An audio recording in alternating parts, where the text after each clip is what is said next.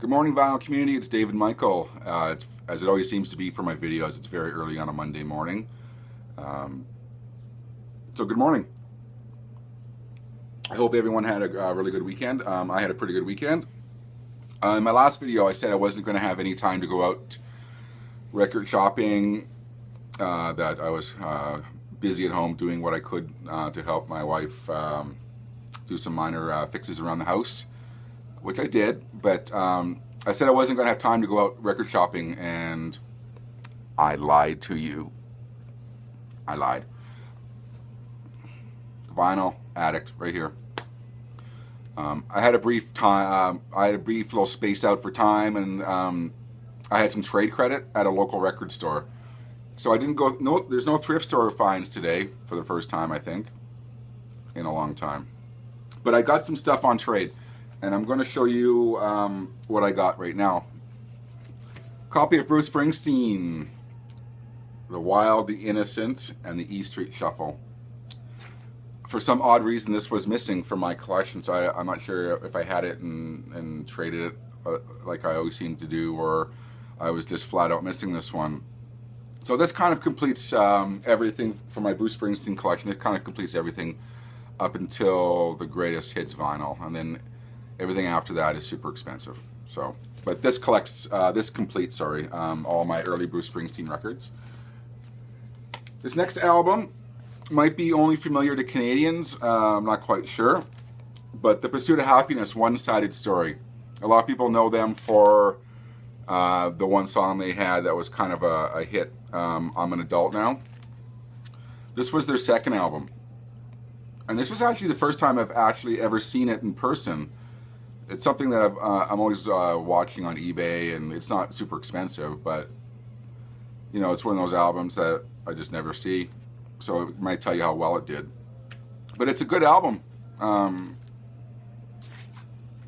So I'm not sure if anyone else out there knows Pursuit of Happiness or knows them outside of that single. They had, I think, 5 albums in total. And this was the second one. One-Sided Story. Very, very, very happy to get that one. This next album, you either know or you don't know how great it is. And this, once again, like Pursuit of Happiness, this was the first time that I've seen this in person. So it's Eugenius, Mary Queen of Scots. Now they were a Scottish band. The lead singer was in a band called the Vaselines. And Kurt Cobain was a big fan of the Vaselines, and he really took up their cause, Eugenius.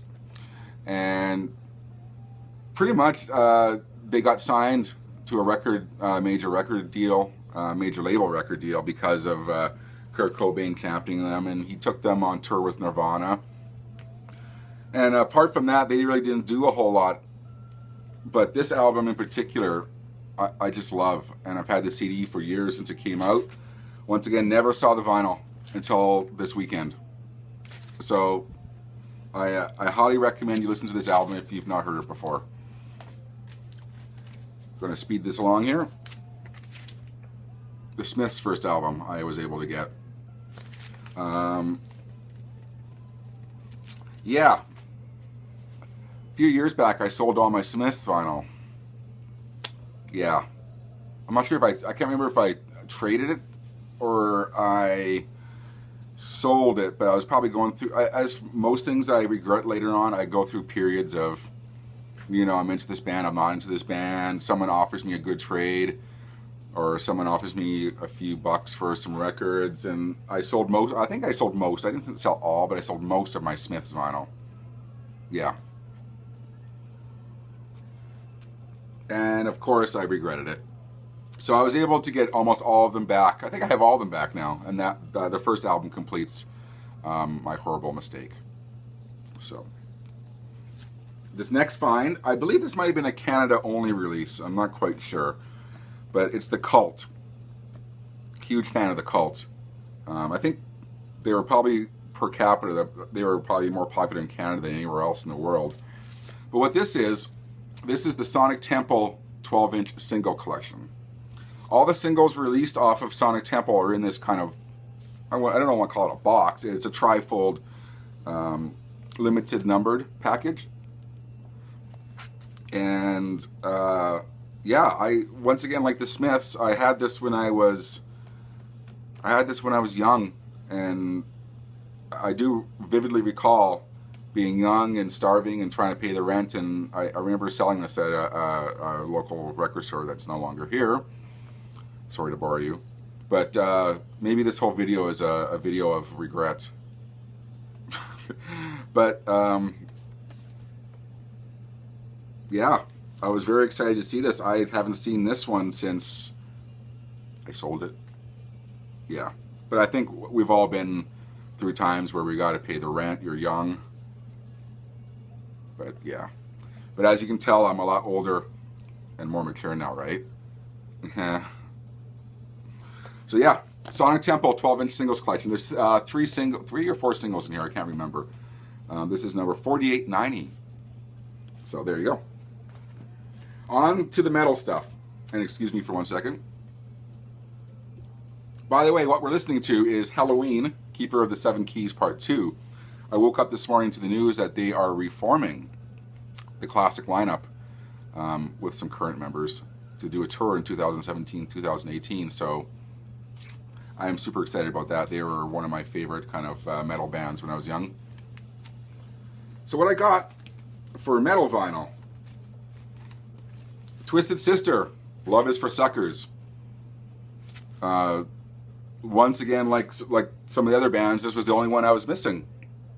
And I see this every now and again, but it's never in nice condition. And for some reason, this locally in my city, people ask stupid amounts of money for this record, and I don't know why. But got a nice copy. So, and I quite like this album. As a lot of you know, this was supposed to be a Dee Snider solo album. And the record label convinced him to make this into a Twisted Sister record. But there's some decent songs on this album. Another album I recommend you checking out. Princesspang's first album. I'm not sure if anyone remembers Princesspang. And it's very early, so I hope I'm enunciating my words properly. Sorry if I'm not. Princesspang. They were, I think, if I recall right, they were a hybrid Swedish American band. I believe she's Swedish, female fronted. It's kind of in league with that late 80s, early 90s bluesy metal thing. You know, like a lot of bands decided to discover the blues, these glam metal bands in the 90s. Some were really good and some were horrible. This album's not too bad. And like I said, like some of these other albums, that was the first time I've ever seen that album on vinyl. So yeah, so that was a really nice find. As you can tell, this was a pretty decent haul of things I've never seen before on vinyl. And thank God I had enough trade credit. Dio's Holy Diver. Once again, an album that I had traded to a friend of mine who was dying for this album, and I had it. And I knew I'd pick this up again fairly quickly. You come across this one all the time. This one is a particularly nice copy of Holy Diver. Shotgun Messiah's first album. I've never owned this one before, but I posted this on a metal vinyl community, like an 80s metal vinyl forum that's on Facebook, and someone posted was the stencil inside. And I go, what stencil? I didn't know. Is there a stencil in this album? And it is. There is. This album has, it has the stencil. If you know this album and you're wondering, does it have the stencil? Yeah, it does. It has the stencil and it's not even punched out. So thank you to the gentleman on Facebook for even alerting me, because I would have probably not have even looked for any inserts. So Shotgun Messiah's first album. And finally, and I hope this video was okay. I wasn't too mumbling for being so early in the morning. Celtic Frost, Vanity Nemesis. I don't think I've ever had this one on vinyl before, and this was the first time I think like some of the other albums I've ever seen on vinyl in my hands. So Celtic Frost, Vanity Nemesis, I was able to grab on vinyl, and that that ended up being about half of my trade credit, so I have a few bucks left, and I'll probably later in the week pop down when the shelves are stocked up again and see what else I can find. So that was my finds from my little trip to a local record store, cashing in some trade credits. So yeah, as I always say, keep on making your videos. I had a fun night watching some of the new videos posted, and I hope you're all having some good finds, because I sure did this time around, I think. So this is David Michael for the YouTube vinyl community and the vinyl community in general. Take care.